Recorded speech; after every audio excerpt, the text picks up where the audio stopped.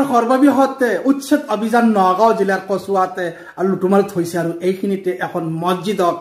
ভাঙি দিয়া হৈছে বৰ দুখ লাগে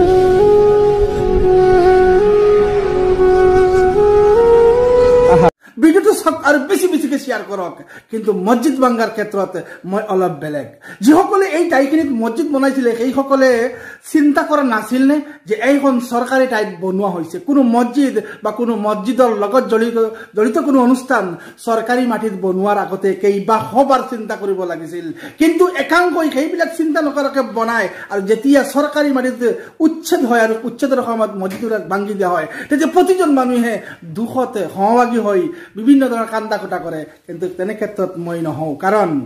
মছজিদ বিলাক বনাওতে চৰকাৰী মাটিত বনাইছে নে পাট্টাৰ মাটিত বনাইছে সেইখিনি চাই বনালে আজি এই দোকান নহলহেঁতেন কথাখিনি আপোনালোকে একমত ভিডিওটো শ্বেয়াৰ কৰি দিব